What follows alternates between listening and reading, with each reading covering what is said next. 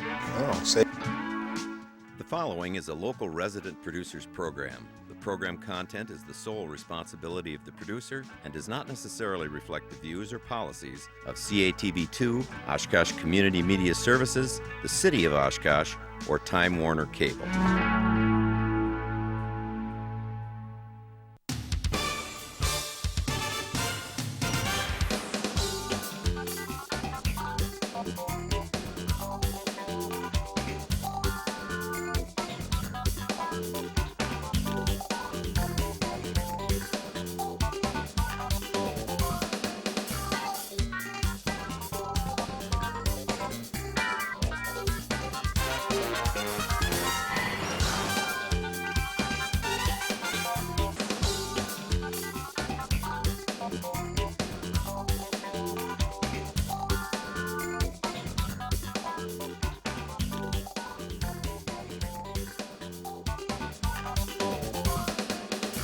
Family that I was now. Hi everybody, welcome to Eye on Oshkosh.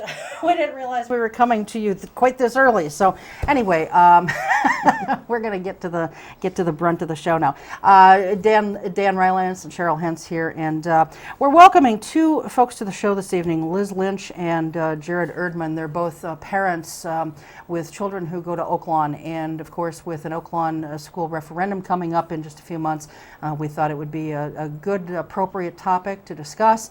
And I should disclose right off the bat, I didn't realize until earlier today that one of our guests, Jared Erdman, was going to be running for school board. And so anyway, in fairness to the other guests, you know, he's not going to obviously be campaigning in any shape, form, or fashion, but it was just kind of a little snafu that he ended up being here and is also going to be on the ballot. So, Yeah. And we're glad to have him. We are. Yeah. We're very glad to have him and to hear about you know, why they want to see Oaklawn rebuilt. So welcome to both of you. Yeah, seriously. Welcome. Thanks very much for being here. So, you know, obviously on April 3rd, one of the things that voters are going to be voting on in the Oshkosh area is whether to rebuild Oaklawn School at its present site or not. And it will be at a cost that we will be talking about later, but it's right around $13 million, I think a little bit underneath that, but for all intents and purposes, $13 million. And the district has given temporarily approval to a plan that by the time this starts airing, they will have given, I think, formal approval to a Plan B, and we'll talk about all of that. But anyway, let's talk a little bit about your kids. How many kids do you each have in Oaklawn? What are their ages? How long have they been going there? Let's start there. Okay. Go ahead. I have two children there. I have a kindergartner and a fourth grader. So my daughter's in fourth grade. She's been there since kindergarten. Okay. And, you know, it's been a wonderful place. And the teachers are wonderful, and they've both had good experiences there. And a lot of people ask, what do your kids think? And I don't know that they really know the difference. You know, they haven't gone to another school, so they don't really know any different. Okay. What about you, Liz? I have a first grader at Oaklawn. He's gone there for 2 years, and I have a daughter coming up that'll be in kindergarten next year, and then I also have a 7-month-old. So. Who won't be going for a while. Right. But hopefully we'll be attending the new Oaklawn. Okay. All right. And so, and you guys have gotten involved in this effort because why? I kind of started out when I walked into Oaklawn, going to look at it when my son was going to be in kindergarten. I am from Oshkosh. I was born and raised here, went through all public schools on the north side, and I walked into Oaklawn to look at the school before my son went into kindergarten, and I was shocked. I honestly could not believe that Oshkosh had let a school stay open that was in that condition. So I walked in.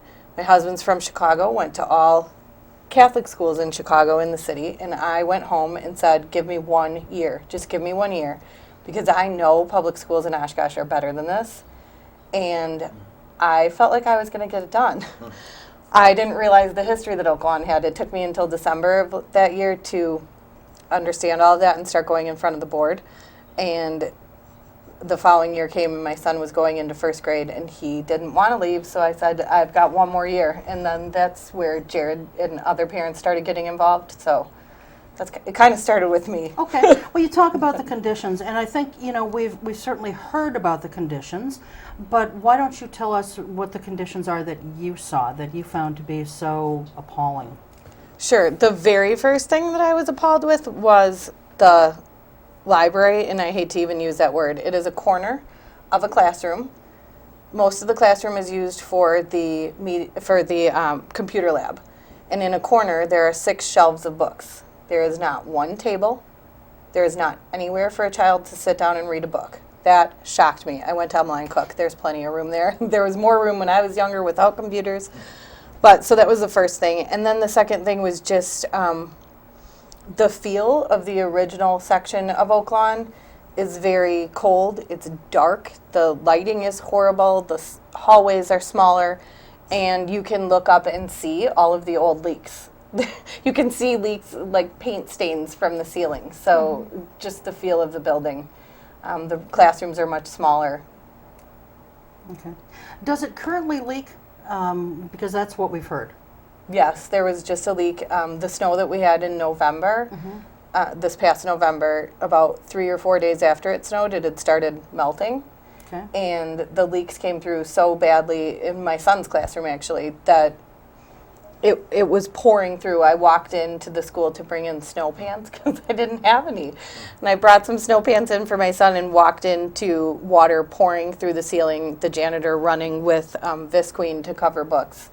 That was the last time it leaked. They patched that roof again, but it had leaked twice the prior year that bad.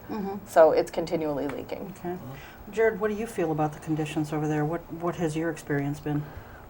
Our first experience with Oaklawn was actually when we went there with my daughter at the end of the year prior to her kindergarten year for kindergarten roundup, and we were in a room with Laura Jackson, who was the principal then, and a whole bunch of other parents, and there was actually water leaking actively. It was raining at the time, and she just started out the meeting by saying, "Never mind the buckets and the drops, it's pretty normal. We just do this here."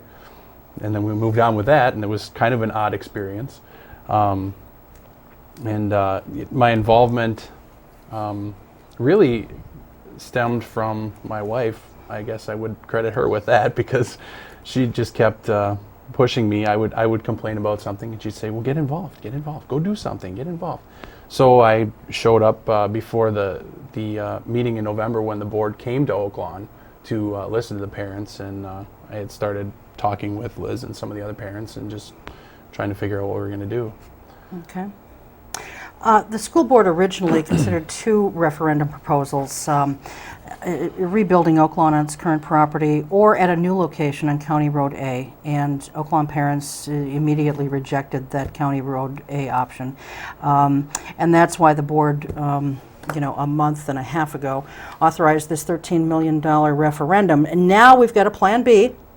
If the referendum fails, and it is as follows: the school would close, and 5th graders from the city's south and west sides would move into middle schools under some kind of a proposed backup plan that has been given preliminary approval, as I said, by the school board. The plan would place 255 students from the city's north side into Jefferson, which is on 11th Street, and I believe that the board is going to formally vote on this on January 25th, which is a little bit less than a week from when we're taping this. So, what didn't you like about the County Road A option? All honesty, I don't think it's what people wanted the first time. One of the biggest things that I heard when the referendum went out to build the school out on Riff Road in 2009 was, why are we putting a school out there? And personally, as an Oaklawn parent, that was my feeling as well.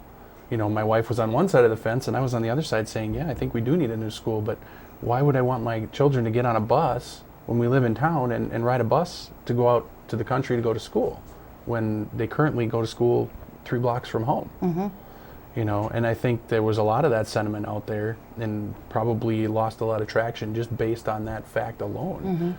We also, on the design team, while we were looking at this County Road A site, because I live further out from County Road A, so at first I thought, oh, that might be a great idea, but a lot of the same things. There are no sidewalks, so everyone would have to be bused. But we also, an important part that hasn't happened apparently from what we understand in other planning for other referendums, the city was a part of our discussion. We had city planners on our design team, and they brought up the fact that all of the zoning across the street and around that is for industrial, it's industrial zoning. There would also be huge traffic hurdles to work with at the County Road A site. So there were a lot of things riding against it, other than the fact that our parents at Oaklawn weren't behind. They were behind having a school right where it is, not necessarily anywhere else, and the whole busing issue. There were a lot of other things that went along with it. It was a pretty unanimous, easy decision by our design team to go with. I guess the good news, and I'll start with the good news, is you've got it as far as a referendum. I mean, that's major, Exactly. right? The bad news is you have a hell of a job to sell, don't you? I mean, this is a tough economy. You got another referendum on the ballot. You got a lame duck superintendent. You have almost half the school board running for election on the same dates. What's your strategy? What are you going to do? How are you going to sell this? Sure. The very first thing is that, one, it's completely affordable. For the average citizen in Oshkosh, they'll see an impact over 11 years. Average homeowner is $117,000. So they'll see an impact from our 2011 taxes of $51.48. 39 cents a month over 11 years. And that's for the entire 11-year period. Right.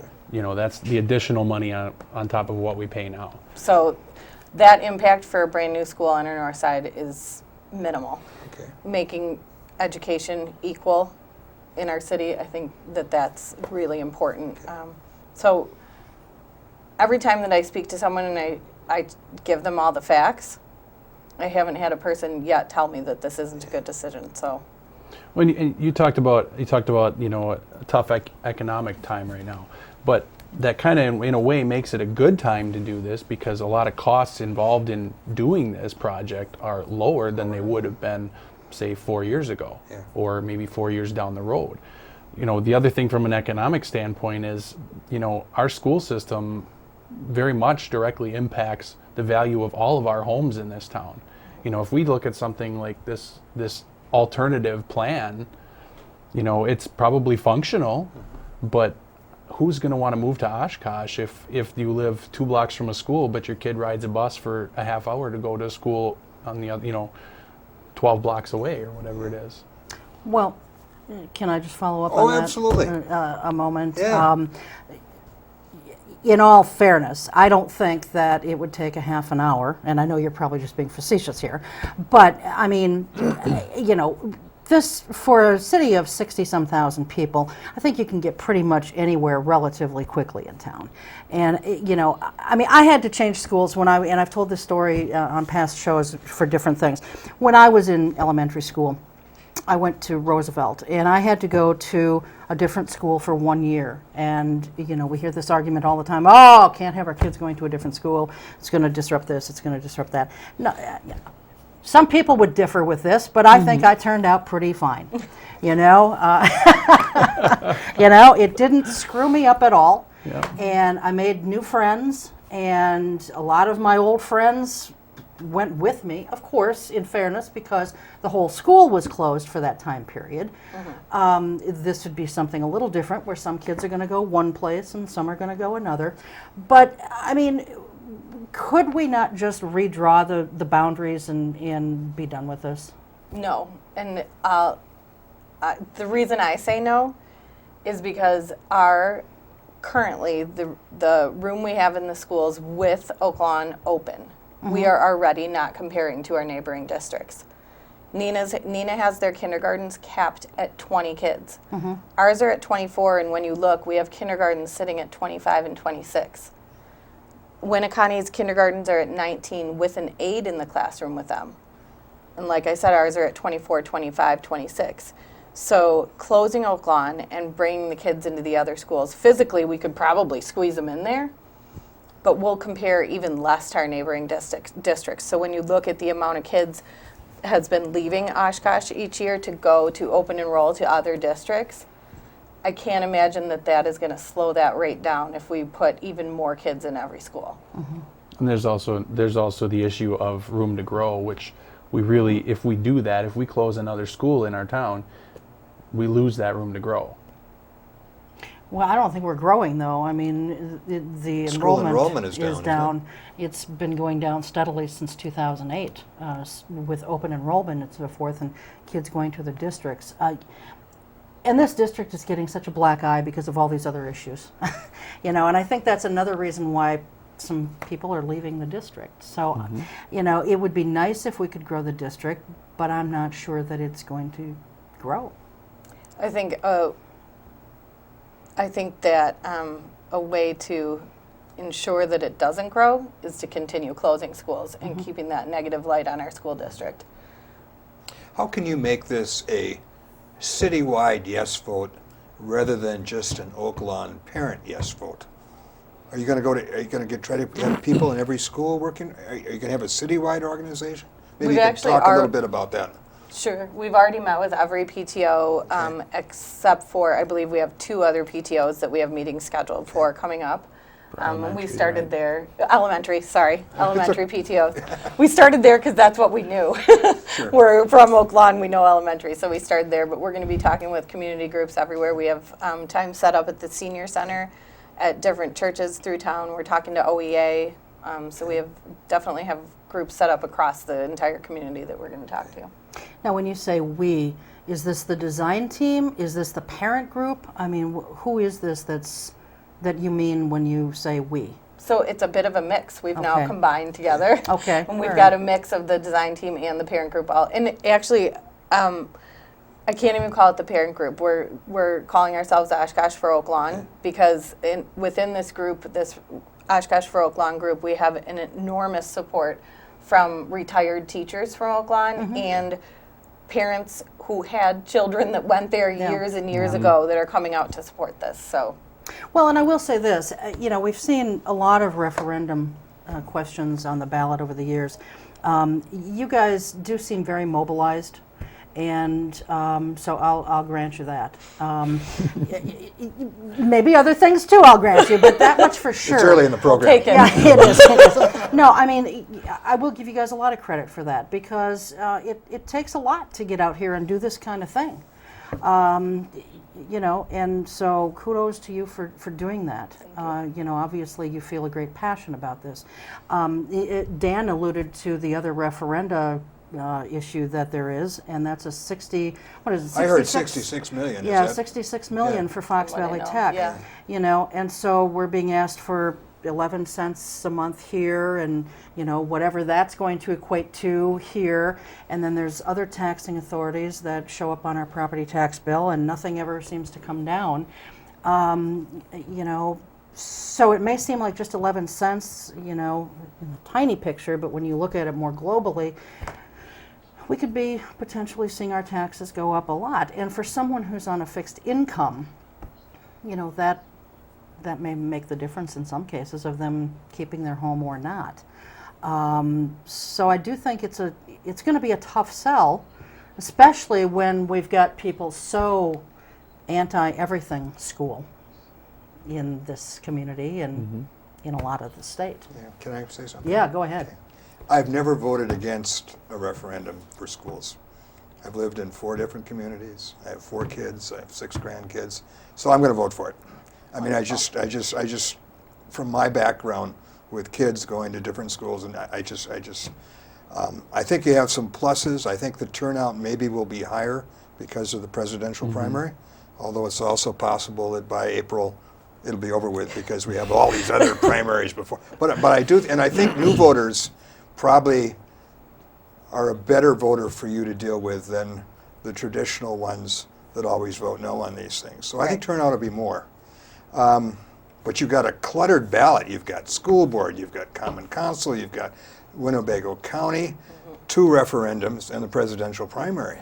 So, your advertisement may get lost in all of this other. So I think it's really important that you come up with a really sexy, meaningful thing that you can get out to people.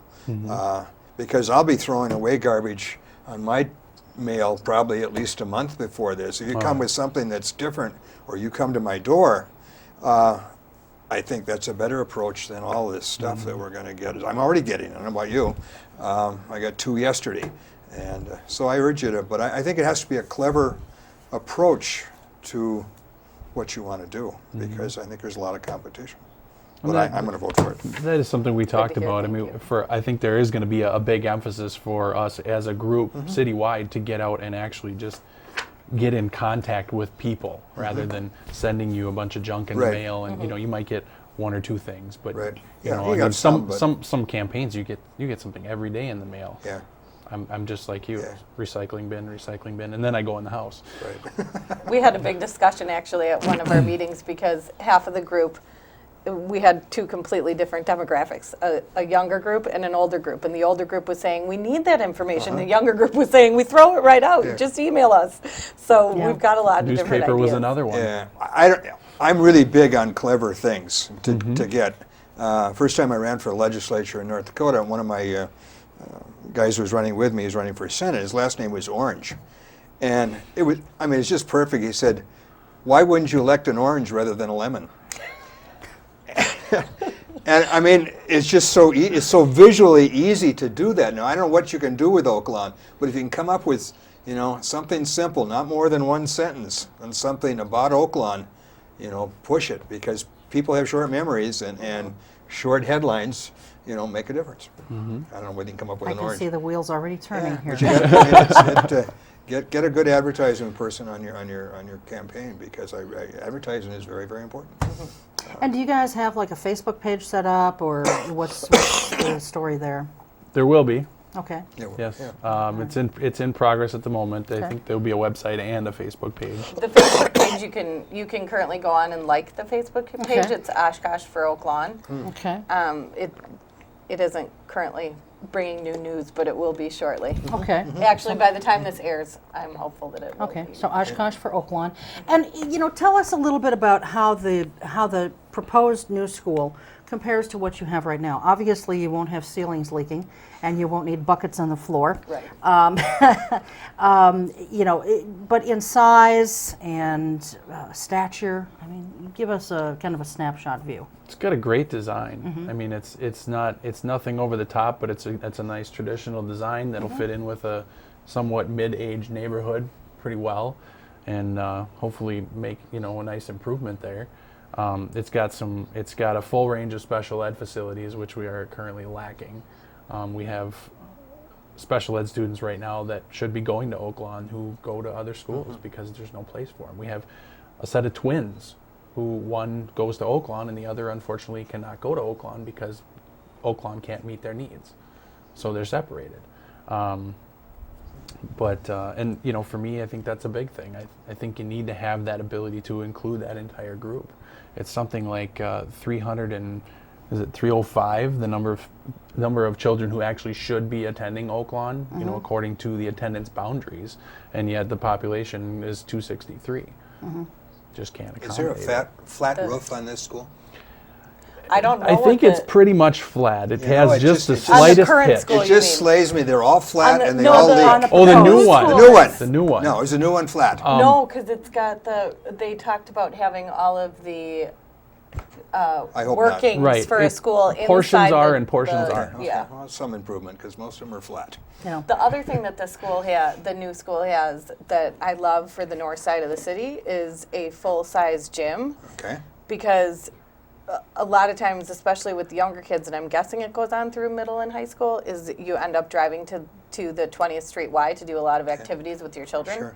So this one would have a full-size gym and a cafeteria, and they would be able to be closed off from the educational areas so that the community could use those on the weekends Gotcha. and at night. What about the size? The one being proposed is 68,000 square feet, and it's 2 stories tall. What's the current square footage of Oaklawn? Wow. Less. That is an answer that I don't know, Oh, but it's way okay. less. Currently, Okay. Oaklawn has 2 classrooms per grade. Well, actually, currently Oaklawn is set up to have 2 classrooms per grade. Okay. We have 3 kindergartens, though, so we had to put a 4th and 5th grade together because Okay. there are so many kindergartners right now. The new school would have 3 grades, 3 classrooms per grade level. Okay. So that's a And difference. what's the construction timeline? I mean, if this thing is approved, I'm assuming construction would start during the summer months, but I doubt seriously it can get finished in the summer. Right. So where will Oaklawn students go while it's being finished?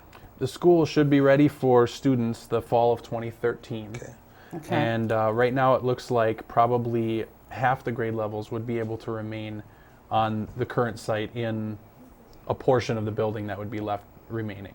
Okay. And then the oldest portion of the building would be torn down and construction would start, and then the district would have to find a space to house the other half of the students for that one school year. Now, have you spoken to the district about where they would do that?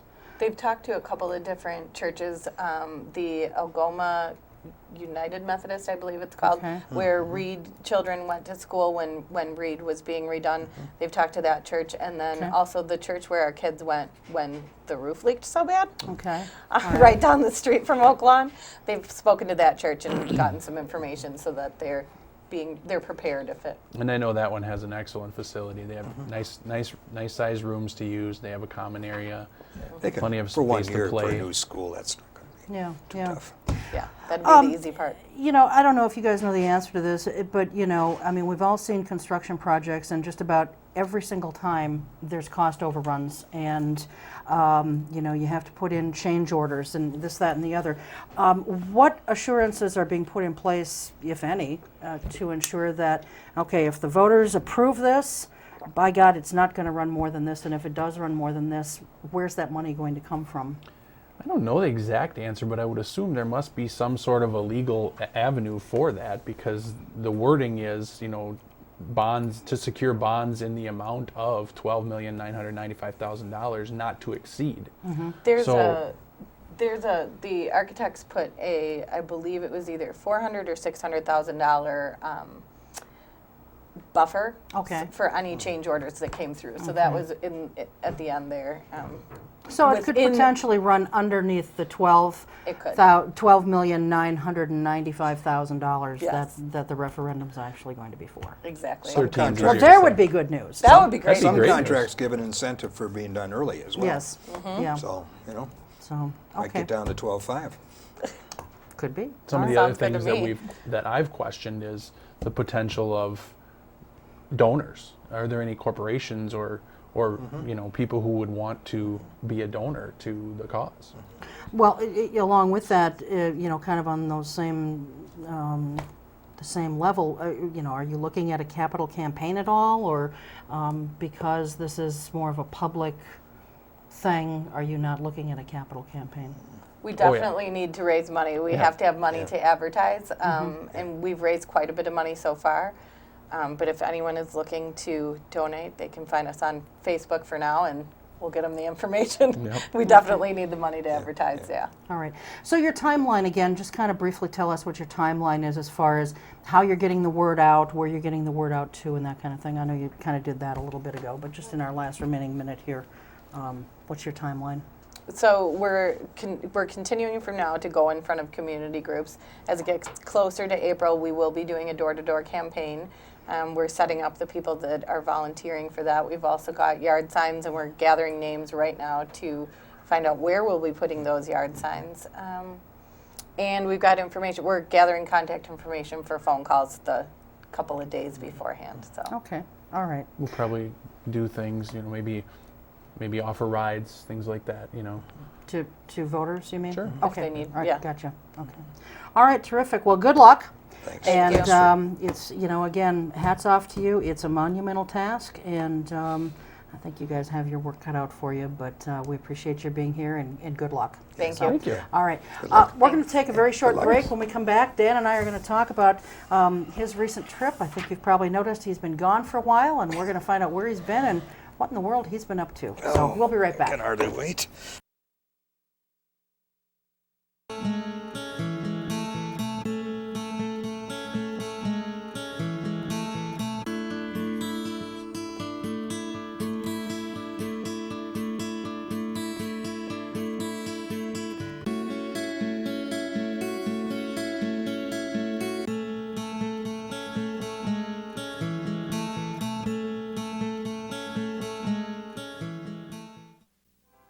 Every year, the U.S. Department of the Treasury receives about 1.4 million reports of problems with paper checks. Checks can be lost, stolen, or delayed. If you still receive Social Security payments by paper check, Treasury wants you to know about a safer, more convenient way to get your money. The Direct Express Prepaid Debit MasterCard. The Direct Express card is new and is available to anyone receiving Social Security benefits, even if you don't have a bank account. Your monthly benefits will be automatically placed onto your card account each month on the day your money is due. While other debit cards cost money, it is possible to use the Direct Express card for free to make purchases, pay bills, and get cash at thousands of locations nationwide. There are no sign-up or monthly account fees.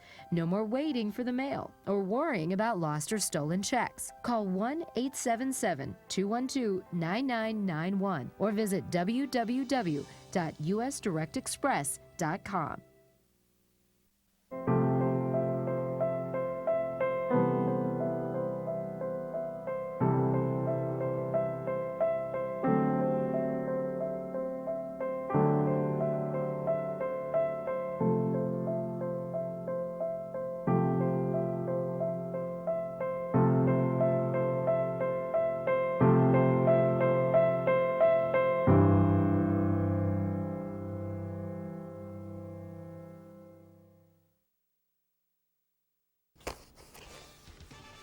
And welcome back to the second half of Eye on Oshkosh. And as I mentioned before the break, anyone who watches the show on a regular basis knows that Dan's been gone, and I've kind of been soloing without him, and that's fine too.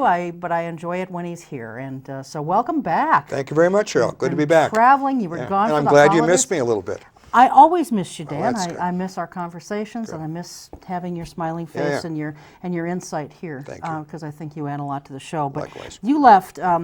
We had a little holiday Christmas party just before you guys left, Right. and you've been gone for a month. Right. So tell us where you were. Right. We spent a month in Scandinavia, Denmark, Sweden, and a short trip to Finland. Primary purpose was to visit my married daughter and family that live in Lund, Sweden. Lund, the boat, but they pronounce it L-U-N-D, Lund. Yeah, L-U-N-D. okay. Yeah. So I spent most of our time there. Okay. She's been over there since 2003. She's married with 2 little boys, and we miss her. So we went over to spend Christmas with them. And you've been over there before. I think last year you went over there around this time too. Yeah. Or maybe it was a slightly different time, but you've been over there. I have to be on my own for quite a bit. Yeah, well, you're getting used to it. So, I guess the first thing is, we all know what our traditions here in this country are as far as holidays go. Do they celebrate Christmas over there? And if so, how do they celebrate Good it? question. It's 90% the same.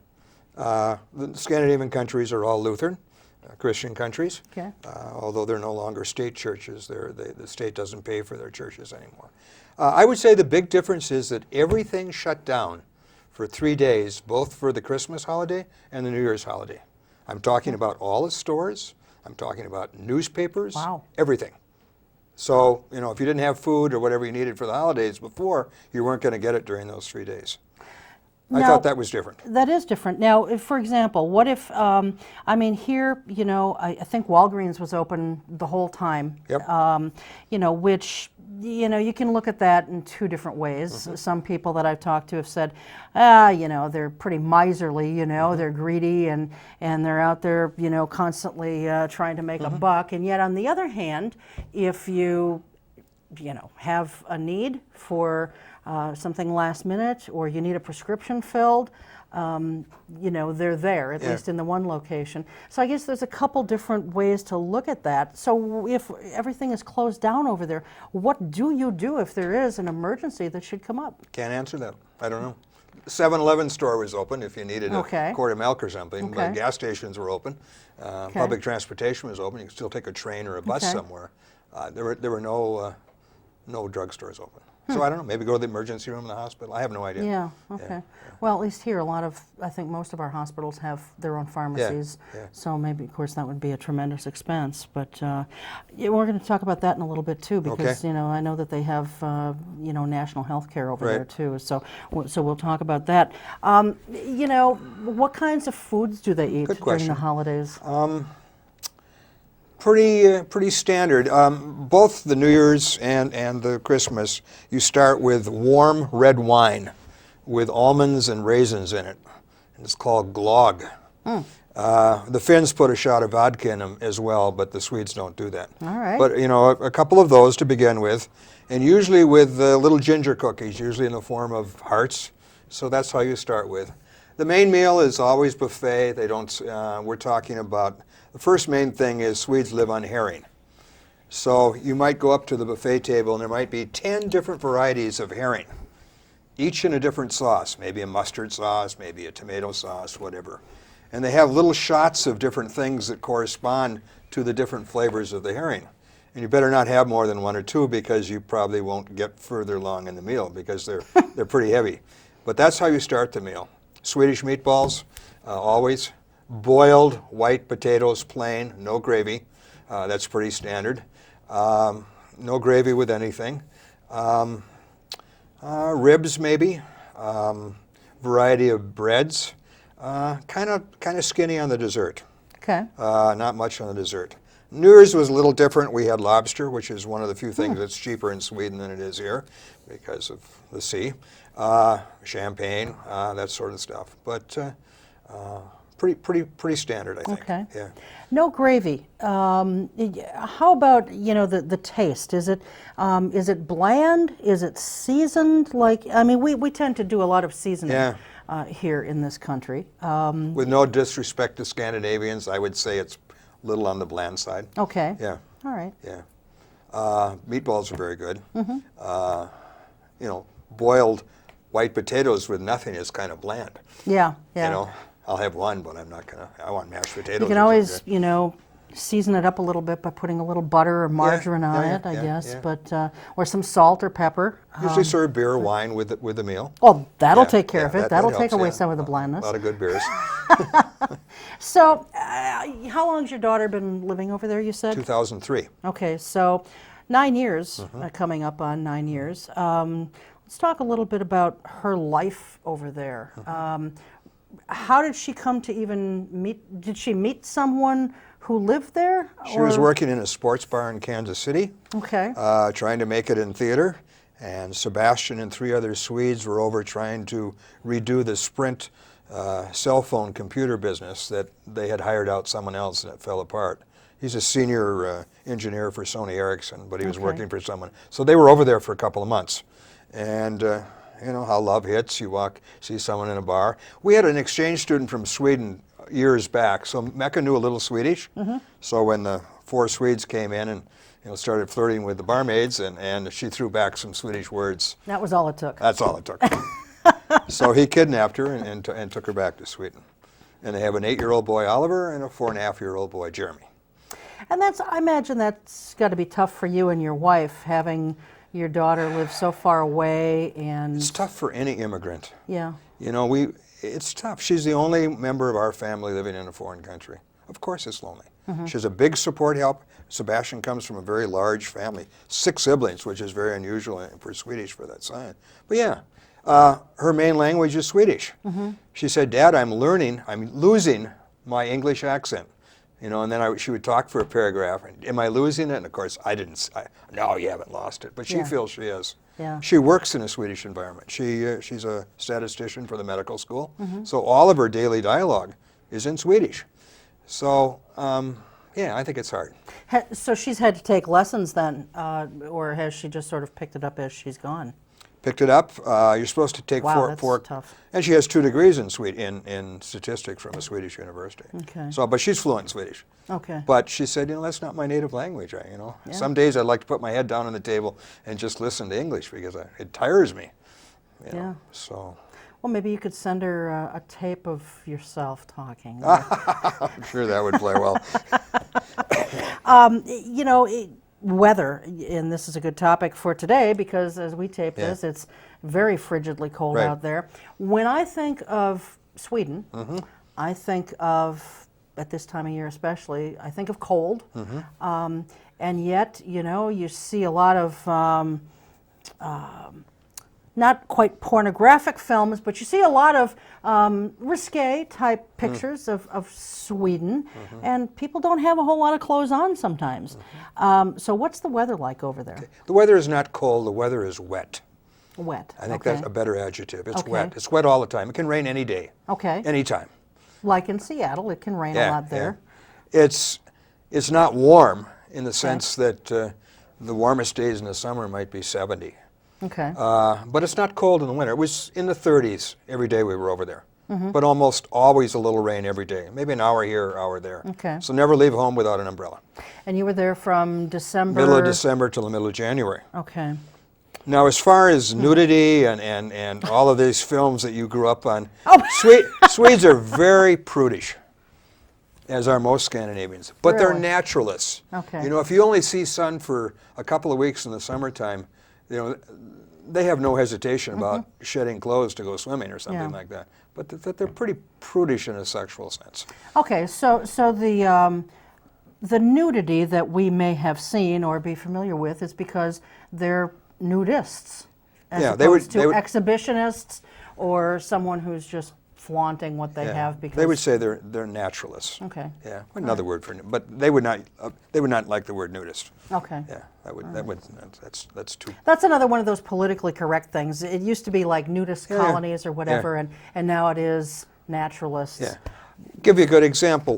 When Oliver and Jeremy, they have a little pool, a wading pool in the backyard. When their girl cousins come over, they don't have any suits on. I don't think in a normal American, even with 6 and 7 and 8-year-old kids, you would allow that. You'd have the kids with bathing suits on. Well, yeah, and somebody would be reporting Obviously. you to the cops in Right, this country. right. You know, I mean, we're very hung up on things Right, like that right, around right. here. You can't even take pictures of your child Exactly. anymore without fear of some photo developer somewhere, you know, calling the police and That's very turning you true. in. Yeah. I don't think they have those hang-ups. I mean, they Yeah. just, nudity is natural. Okay, all right. So the weather was in the 30s and rains for about an hour every day, but 70s in the summer. I guess that's not so terribly bad. so bad, But no. temperature-wise, it sounds cooler in the summer than here, certainly. Is there a lot of humidity because it rains? Sure. Okay. Yeah. The other difference is there aren't many light hours in the wintertime there. It didn't get light until 9 o'clock in the morning, and it was dark by 3 in the afternoon. You mentioned that to me in one of the emails that you sent me, and I was really surprised Well, they're by far that. north. Yeah, I Yeah. guess. In the summertime, in June, it's 22 hours of sun. Yeah. So it's different. But Was that hard for you to get used to? I mean, your daughter obviously lives with this, and so she's accustomed to it by now after this many years. But when you only go over there once a year, maybe twice a year, I mean, is that difficult to kind of get used to? it's not a black dark. It's Yeah. kind of an English mystery novel in London. It's kind of spooky and foggy and, Oh, and then you add the rain to that. and grayish, but it's not dark. Okay, But the sun is not there. okay. Yeah. But is it still kind of tough getting used to that? Or No, it doesn't bother me. No. Okay. No. You just lay down and take a nap, right? If the time allows it, yeah. So New Year's, what did you do for New Year's then? Okay, we had a wonderful meal at Sebastian and Mecca's house. With the lobster and stuff? Lobster, and Sebastian's mother came from Gothenburg, a town up north, and brought a nice bottle of champagne. And so we did that. And then Sebastian is so good at we had a question answer afterwards with the 2 kids, and we each were asked 2 questions, what we would like most for 2012 and whatever. And Jeremy predicted the end of the world in 2012 with his calendar, He said, I think the world's going to end in 2012. And for viewers, Jeremy is 4.5. 4.5, okay. Yeah. He's big. Wow. So that was kind of fun just to do that. And then Swedish television had a big celebration. New Year's in European countries is really big. I mean, and they have big fireworks displays. Sweden, has only 9 million people. Yeah. That's less than Minnesota and Wisconsin if you're adding up numbers. So it's pretty cohesive as far as when the one television thing and everyone, they sing these songs and Yeah. have speeches. So it's pretty cohesive and together. Well, here, the big thing, I mean, there's celebrations, of course, everywhere, but, the big one that we think of here for New Year's is Times Square. Yeah. Do they have sort of a central place Yes, there? Stockholm, the capital. Yes. Okay. Yeah. Yeah, they do. But they have other cities too. And is that in Stockholm televised? Yes. Okay. Oh, yeah. And do they have their own version of Dick Clark or Ryan Seacrest? They do. They do? They do. Really? I don't know his name. Okay. Yeah, but kind of a Tom Brokaw type figure, older, with gray hair, but they sing the Swedish song. And Yeah. All right. very Okay. much so, yeah. What else did you do while you were Took over some there? side trips. Okay. Lund is down in the southwest corner of Sweden. So we took a train up to Stockholm, about 6 hours north by train. Beautiful through the pines. There's snow up there. And then we got on a ferry. I don't know whether they can see this or not. Hold it up to Ferries there. are big. You can kind of see it in the corner there. We got on a ferry in Stockholm. No, now you're on 3. Okay. There we you are. go. There's There. the ferry. There. Very nice. Not like the one that's laying sideways in the Mediterranean right now. But anyway, we took a ferry from Stockholm to Helsinki, Sweden. Okay. 17 hours, one way. Okay? Had a blast. Kind of a eating, drinking boat. Tax-free place, so when you got off, either way, you could buy liquor at tax-free prices and haul them back to Sweden or haul them into Finland. And so we did that. Can you take cars on this ferry or Yes. no? Okay, Yeah, you can? yeah. Because to me, it just looks like a cruise ship, like a passenger ship. I think there's only one row for cars, but there are some Okay. cars, yeah. All right. And does this just go from point A to point B, or do they give tours? Like No, this is just a main one. And Okay, they run so- 2 a day Okay. between Stockholm and Helsinki. Okay. And how many people does this hold? Oh, 3,000, I think. Wow, that's a big ship. Yeah, well, That's- there are about 10 levels there. You Yeah. can't see them. We were down in the bottom in the front, but and the Baltic Sea is not a North Atlantic Sea. It's kind of a shallow, brackish lake. It's not real deep, so the waves aren't really that. It almost looks like, ice Yeah. here, doesn't it? But Yeah. it's not. I could have been when the picture was taken, but I Okay. don't think so. All yeah, right. yeah. Okay. Well, you and your wife look lovely. Oh, we were just the Bella. And then we did that. We came back to Stockholm, and one of the things in Sweden right now, and I don't know whether you read mystery novels or not, but the Swedish mystery writers are sort of, on the top of the world writing mystery novels. Mm-hmm. And the most famous are these trilogy by Steg Larsson, called, this is the volume 1, The Girl with the Dragon Tattoo. Number 3. I think There you that's go. playing right now, the first American film. Anyway, he wrote 3 of them, and he's from Stockholm. Okay. And all of the movies have taken place in Stockholm. So if you go to the Stockholm Museum, they'll give you a map. You can do the walking tour of the Steg Larsson ones. Okay. So we spent a day doing that. Just All kind right. of fun. Just walking around Stockholm. All right. Well, that sounds kind of interesting. What else did you do while you were there? Well, we went to the palace. We spent time there. Palace? The royal. I mean, they have a king, queen. So Okay. we toured that. We went to. They have an old town area.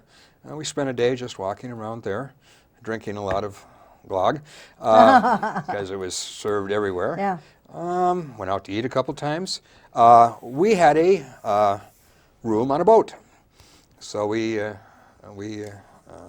Not that boat. not that one. Another Okay. one, just All right. permanently Okay. All right. along the shore there. Stockholm is just surrounded by hundreds of islands, and so you have these things all over the place. It's a beautiful city. I imagine it must be really nice in the summertime. Yeah. You mentioned you went to the palace there, and that they have a king and queen. The closest thing, of course, we have to that in this country is the White House, Mm-hmm. and you can take tours of the White House, but there's certain parts that are Mm-hmm. off limits. How does that compare with this palace that you went to there? It's really not a palace. It's sort of a drab 3-story thing uptown, and they don't live there. This is for state visits and things. Okay. They don't live there. Okay. They're changing it. A female can become head of Sweden. It doesn't have to be a male succession. And they can marry commoners. So that's a change in sort of monarchy, I guess. It's strictly ceremonial. Yeah. They have no political power at all. Well, it's kind of like in Britain, Oh, yeah. the royal family there doesn't really have any political power. Right. So it's one of those things. Yeah. So let's talk. Did you want to talk about anything more about your trip, or? Well, and then we went to another town. Okay. Called all right. Ystad, which Okay. is Ystad. It's down east of Lund, actually, and it's the home of the other famous Swedish mystery writer, Okay. a man by the name of Henning Mankell. And it's a smaller town, and we did the tour of the Henning Mankell. This is his latest book. People might be familiar with the PBS series, the Wallander series, a Swedish detective by the name of Kurt Wallander. Okay. And this is one of the books from that. And all of the movies, or all of the shows on the PBS thing were filmed in Ystad. So it's become sort of a, the locals are sort of upset that all we have is people coming to do Henning Mankell. Yeah. So we did that for a couple days. Okay. The Girl with the Dragon Tattoo is right now, is there not a movie that's out? Yeah, it's currently about playing. that? And that's based on this book? Right, and there'll be Okay. two more movies. Okay. The Swedes have done all three, Okay. but this is the first American. And I haven't seen it. I think it's playing in Oshkosh right now. Okay. So I want to see it, but Okay. see how it compares to the Swedish version. Books are never quite the same as the movies, are they? No. No. I think someone said it best. The best film is not written from a book. It's written as a film. Yeah. And I think there's a lot of truth in that. Yeah. Oh, I'm sure. Yeah. Yeah. Okay. And so, other side trips, did you do anything else? I went to a hockey tournament, saw my grandson play in a hockey tournament for 8-year-olds. That was Wow. kind of fun. All right. 12 teams, played all day. And their hockey is the same as ours is? Yes. Or- Yeah. okay. Swedes are very big on hockey. Okay. They won the gold medal in 2004 Olympics, and they want to win it again next time around. So Okay. soccer in the summertime and hockey in the wintertime. All right. You know, your daughter obviously is an immigrant in that country. Is immigration a big thing there, or not so much? Huge. You know, we Really? always think of immigration as an American problem. Yeah. Yeah. But you know, 10% of the Muslims in France are and same in Germany. Swedes think they're a little better than everyone else because they take political refugees. That's the criteria, other than if you married a Swede like my daughter did. They take in political refugees. For example, Oliver's hockey team, they had a guy from Cuba by the name of Garcia. Okay, there was Alexander. His dad was from Russia. Yeah. There was a girl from Pakistan.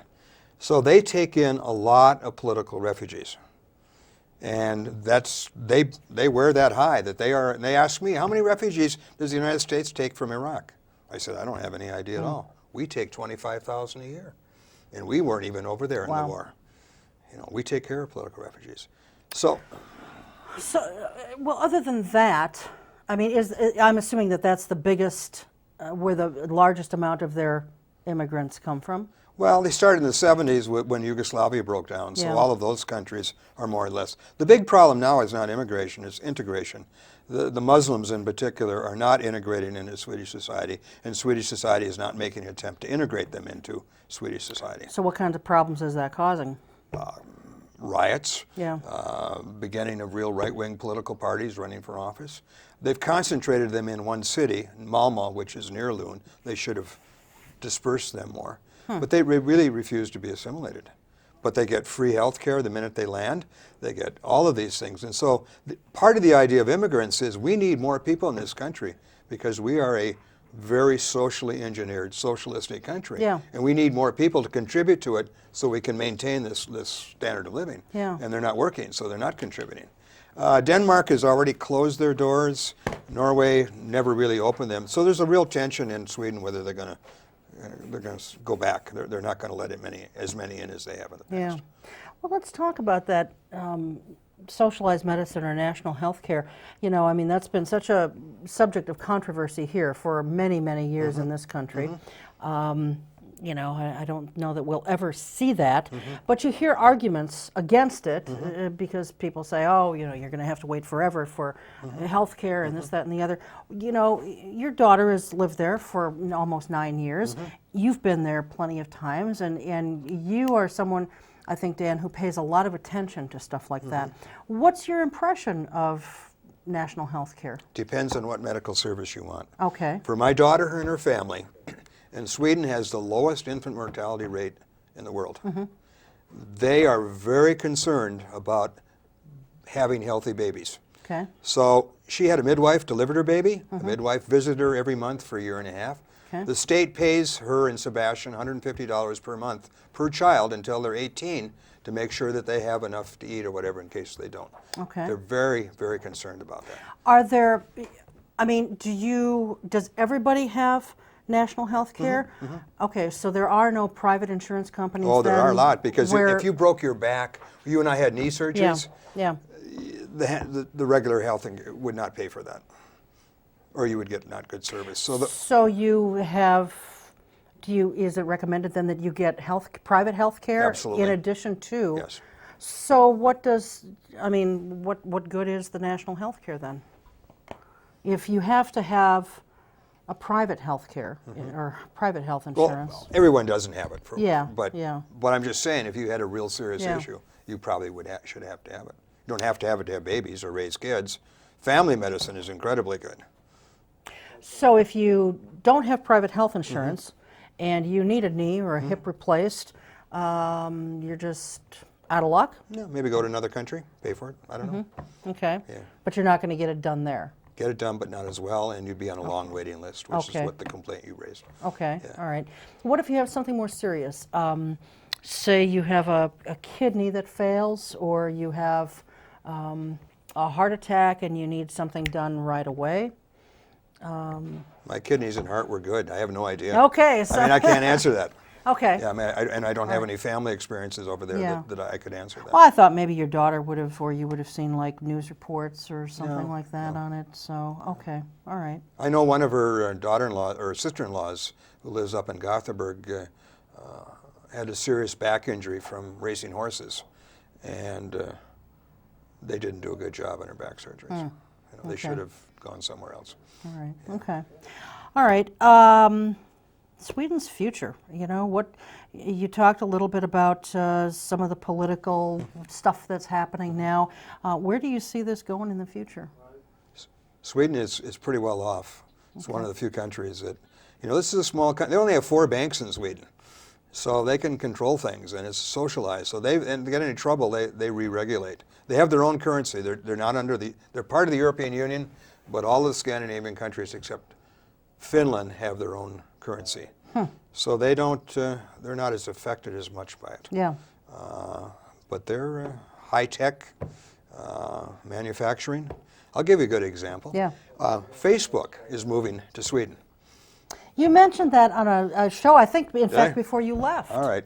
They're building a $50 billion storage facility to store all their computers, keep And it's them cool. because of the temperature, Yeah, right? and they're way up in Luleå, way up north. Yeah. Google has already moved on the Finland side. They already have their refrigerators up there. So, you know, isn't that crazy? Well, it is, and you know, I mean, and then we wonder why we're losing, you know, corporations here. Gosh, you would think there would be some place here in America where we could go or figure out a way to keep a building cool year round. You know? Geographically, they wanted to be more. Facebook is moving internationally. Yeah. That was one reason. Good incentives from the Swedish government to build it. That was another reason. I don't know, but they're going in. And do you know how large? I mean, how many people will this facility employ? I heard 500. Okay. It's 2 years before it'll be built. Okay. They just started it. So it'll be, 2014 before. All right. Yeah. Okay. Well, and we're not going to ask you to show this, but you speaking of tattoos, you have one. I do. And we won't have you show it, but you got a tattoo of the Sweden flag. I have the Swedish flag on my right calf, which I will not show on this program. Or any program, I would hope. It does not entitle me to any privileges in Sweden. I still can't get a beer cheaper than anyone else. But my Swedish family is very honored that I have a Swedish flag on my right calf. Well, there you go. Yeah. There you go. And did it hurt when you No, had it not a done? bit. Okay. You How had it about- done here, though. I did. Okay. Yeah. All right, not over there. Yeah, So. no. All right. Very good. Well, thanks for bringing the books in and, Sure. and for sharing your experiences. thanks for asking, yeah. And I enjoyed the photos. Yeah. And so Yeah, okay. it's always good to hear about how other people live in other countries. Yeah, You know. So. All right. They're different. They're not better or worse. I think one of the mistakes travelers make is they go to another country and they say, oh, things are worse over here. Yeah. They're not worse. They're just different. Yeah. And you got to adjust to difference. Sure. All right. Very good. Thanks so much. Hey, we appreciate nice to see you it so again. much. Yeah. Of course. Yeah. And I hope you're going to be around for a I while. am. All right. Yeah. Okay. Well, that's going to do it for us. We will see you next time. Until then, take good care. Keep your eye on us. We've got our eye on Oshkosh.